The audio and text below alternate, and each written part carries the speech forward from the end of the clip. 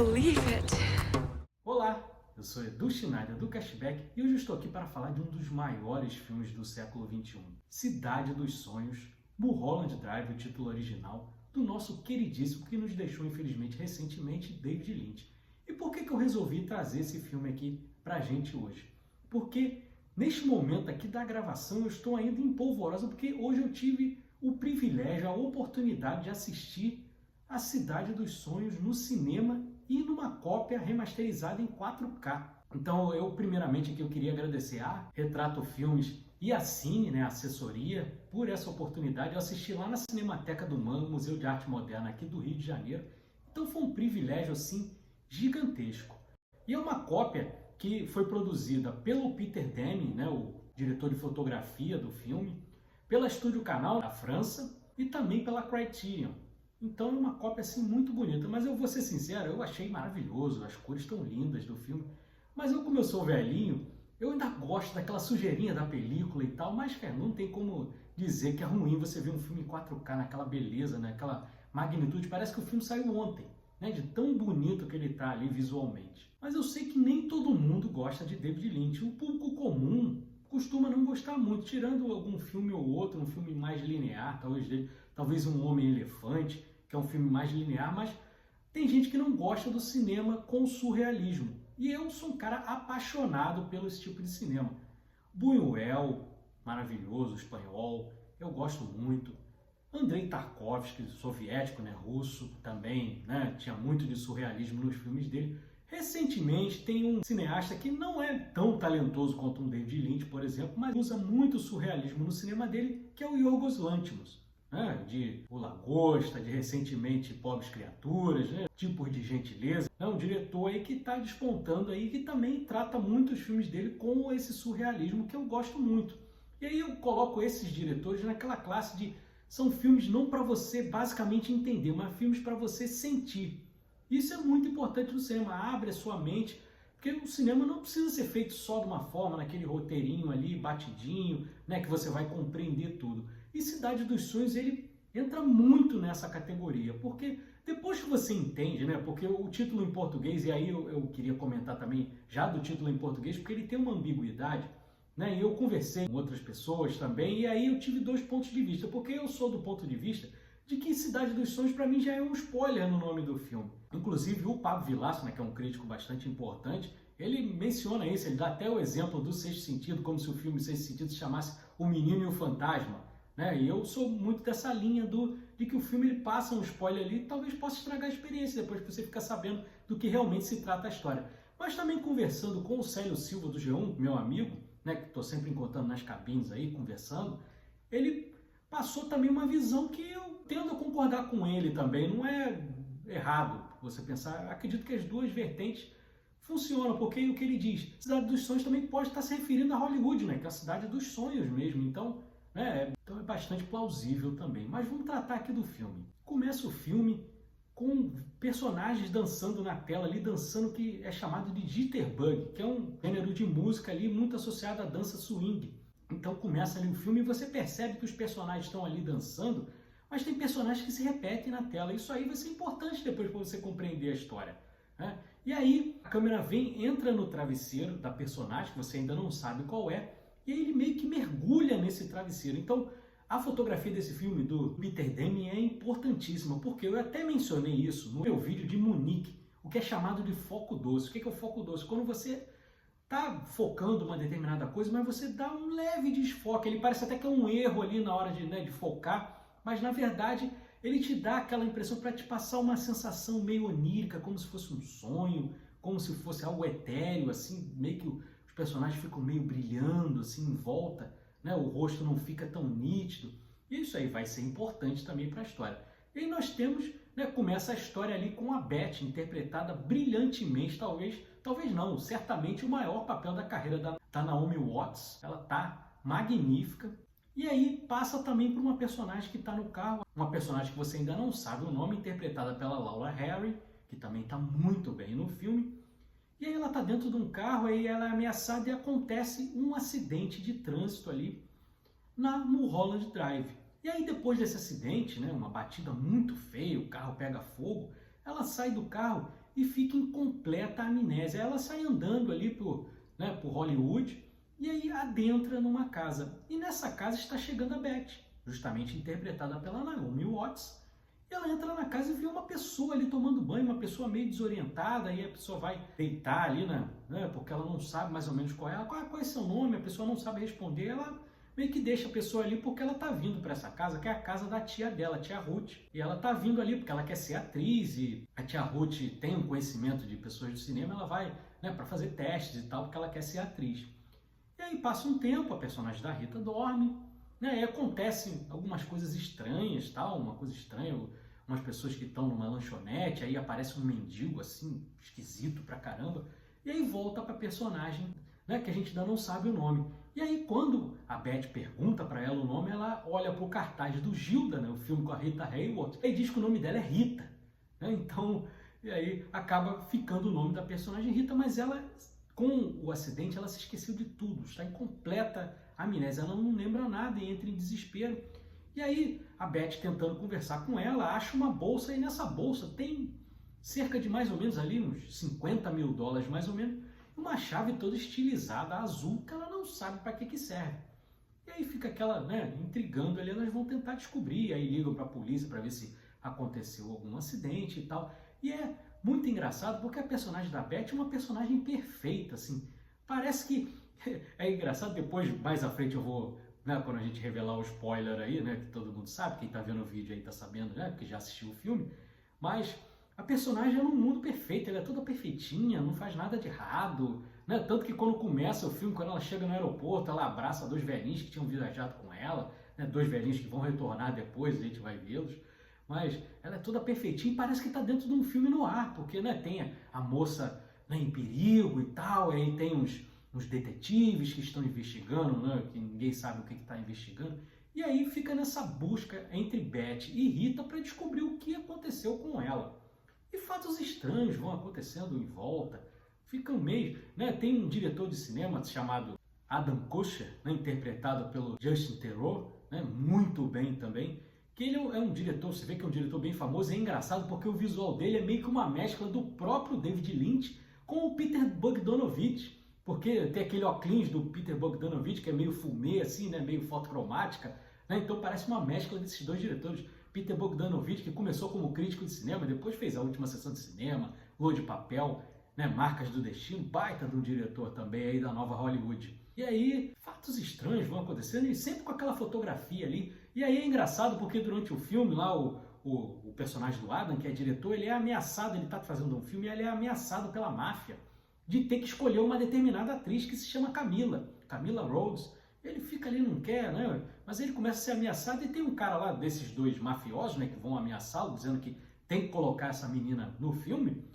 E aí é um cara estranho, o cara pede um café expresso e aí as pessoas ficam todas com medo ali em volta dele não gostar do café, ele bebe um pouquinho do café, aí reclama, diz que é horrível, cospe no guardanapo. E aí você, para quem não conhece, esse mafioso é o Ângelo Badalamenti, que é o compositor do filme, companheiro aí do David Lynch já de longos carnavais.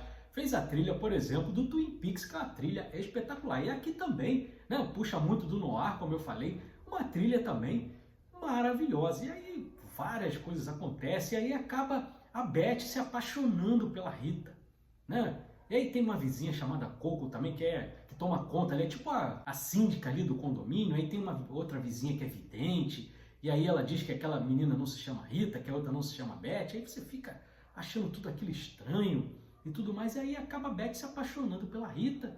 E aí é curioso porque a Beth, durante a relação das duas ali, ela diz que está apaixonada pela Rita, mas a Rita não responde nada. A Rita fica meio assim, depois você vai entender, na parte dos spoilers, aí você fica meio intrigado. Uma está apaixonada, mas a outra parece que não está na mesma vibe, está só ali na coisa da relação carnal ali mesmo. E elas vão para o Clube do Silêncio, que aí acontecem coisas estranhas também. Um cara com uma aparência meio demoníaca, e aí ele acaba sumindo durante o repertório, e tem uma outra cantora que está cantando, e aí a que ela está cantando parece que emociona as duas ali, e aí você vê uma interação bonita ali entre as duas chorando, ouvindo a cantora, e a cantora acaba morrendo durante a apresentação dela, só que ela está com uma roupa que no começo a tia Ruth, né, a tia da Beth, tinha deixado para ela um kimono, e essa cantora, ela tá com um kimono parecido. Aí você fica pensando, pô, mas o kimono é muito parecido, que estranho, né? E as coisas vão se desenrolando, e aí a Rita lembra do nome, Diane, e aí elas vão, pô, será que tem alguma ligação? Será que você é a Diane? Elas vão até a casa da Diane, batem na porta, e tem uma outra vizinha que fala, eu vou lá junto com vocês porque ela tá me devendo aí algumas coisas, mas acaba que a vizinha toca o telefone, ela não consegue ir. Elas acabam entrando na casa ali, e essa Diane, ela tá morta, né? Tá o corpo lá já putrefato. E é engraçado porque o Adam, né, o diretor que foi obrigado a escalar, além de ter sido obrigado a escalar a Camila, né, para ser a atriz do filme dele, ele passa por diversas humilhações. Ele chega em casa um dia antes da gravação, a esposa dele está transando com, né, o limpador da piscina, e aí depois ele apanha do limpador da piscina, e aí depois ele vai passar o cartão de crédito dele no hotel, o cartão de crédito dele não passa, ele persegue todas as humilhações o rapaz passa. Na apresentação lá no Clube do Silêncio, aparece assim, do nada, na mão dela, uma caixinha azul, e aí ela, né, rapidamente ela associa aquela chave azul, e quando elas voltam para casa, do nada, a Beth some, e aí a Rita fica procurando, e aí ela vai e resolve abrir a caixa. Aí lembra daquele movimento lá no travesseiro, que a câmera parece que está entrando, né, no começo do filme, parece que está adentrando ali o travesseiro? Acontece a mesma coisa quando a Rita abre a caixa. E aí quando abre a caixa, nós vemos a Beth, que na verdade não se chama Beth, ela se chama Diane, e aí você vê que ela está muito mal, e aí é muito interessante, porque aí você vê o trabalho do Peter Deming ali também. Eu lembrei na hora, assim, apesar de ser filmes completamente diferentes, mas eu lembrei na hora, quando a Clarice, lá no Silêncio dos Inocentes, adentra a prisão para falar com o Hannibal Lecter, que aí ela está se sentindo acuada, né? Ela não está centralizada na tela, ela está no cantinho da tela. A personagem da Diane, né, barra Beth, ela está assim dentro do cenário, está no cantinho da cozinha, assim. Então, é um trabalho muito bem feito ali de fotografia. Aí já não tem mais o foco doce, né? Já tem uma nitidez maior na tela. E aí você consegue, né, vai decifrando algumas coisas. Vários personagens que apareceram durante o filme com outros, né, com outros aspectos ali. Na verdade, Beth não é o nome, né, o nome dela verdadeiro é Diane. Beth foi um encontro que ela teve depois, mais à frente eu vou mencionar, um encontro que ela teve numa lanchonete, que a atendente da lanchonete se chamava Beth. E aí você vai descobrindo que, na verdade, a Diane era a namorada mesmo da Rita, que não é Rita também, é Camila, né? O nome dela verdadeiro é Camila. Lembra lá da atriz que o Adam Custer foi obrigado a colocar no filme, que se chamava Camila? Camila é a personagem da Laura Harry, né? Então elas eram namoradas. Elas se conheciam. Como é que elas se conheceram? Elas se conheceram, né? A Diane estava vindo para Hollywood mesmo para tentar ser atriz, e ela foi fazer o teste no papel e perdeu esse teste para a Camila. E aí, mas aí elas ficaram amigas. Aí a Camila, né, por elas terem ficado amigas, depois posteriormente namoradas, ela sempre arrumava um emprego para a Diane em determinadas pontinhas, até que ela foi fazer um filme do Adam Custer. E a Camila acaba se apaixonando num filme que está fazendo com ele, e aí termina o relacionamento com Diane. E ela fica muito mal, e aí a Camila chama a Diane para uma festa, e ela adentra na festa e ela descobre que aquilo ali não é uma festa.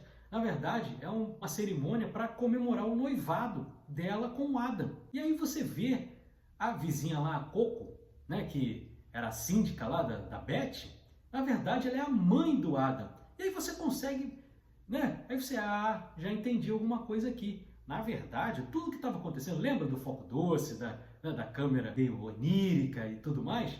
Era porque aquilo tudo era um sonho da Diane. E aqueles nomes que ela associava ali, muitos mudaram de nomes, eram nomes de pessoas que tinham cruzado com ela. A Beth era a pessoa que estava na lanchonete, porque quando a Camila fica noiva do Adam, a Diane decide matar a Camila, contratar um assassino particular e matar a Camila. Por isso que ela está em estado depressivo, porque o filme não é uma montagem linear.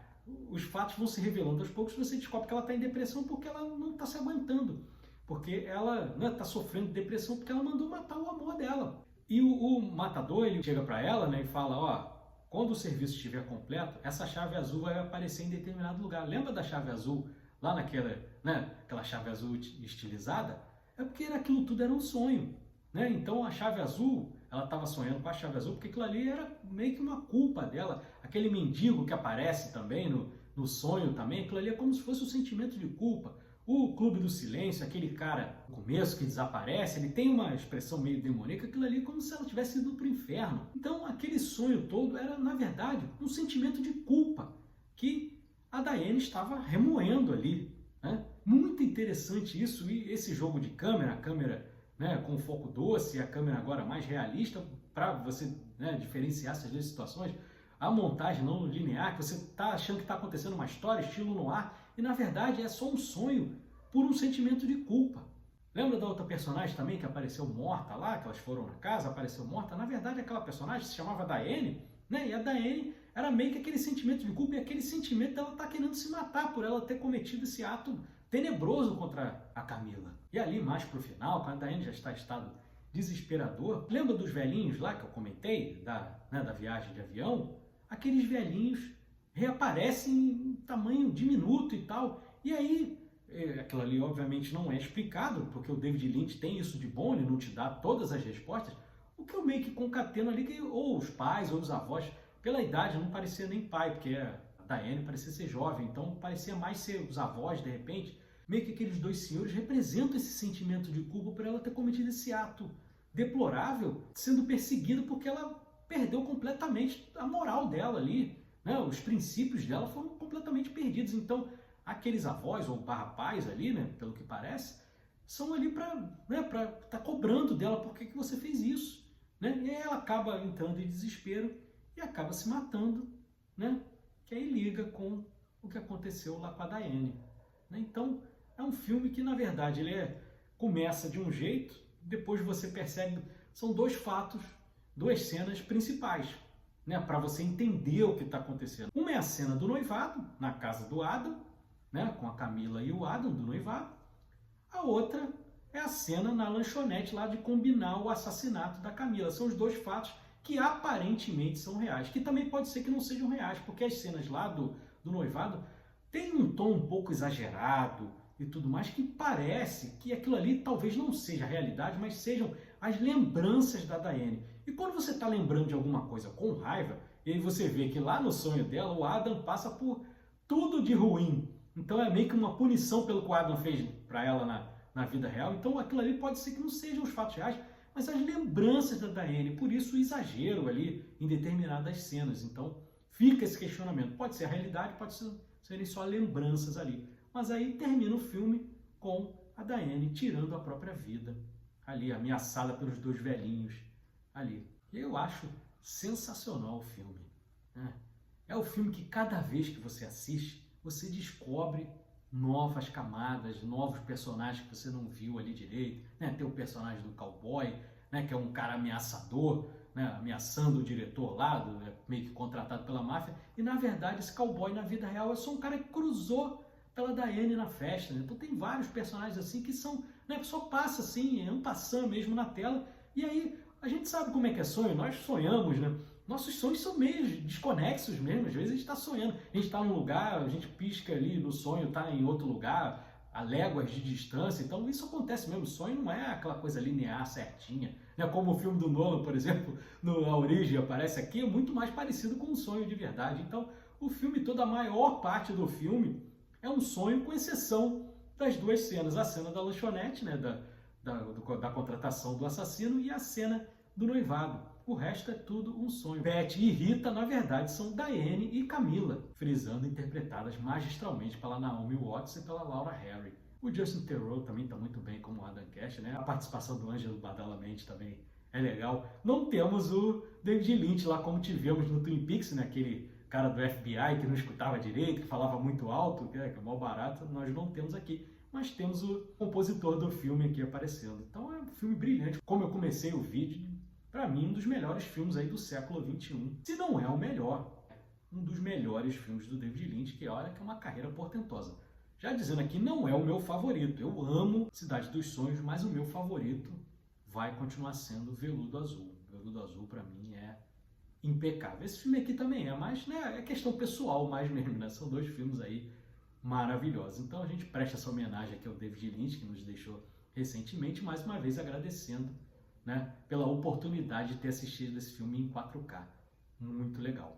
Beleza? Então se você gostou desse vídeo, deixa o like, Inscreva-se no nosso canal, Cashback Conteúdo de Cinema, de domingo a domingo, quarta-feira, 8h30 da noite, tem sempre o nosso Cashback Hype lá com programas mais longos, né, em formato de podcast, tem meus vídeos diários de segunda a sexta, tem shorts todos os dias, muita coisa legal aí para você ficar aqui com a gente e não largar mais. Beleza? Grande abraço e até a próxima. Muito obrigado.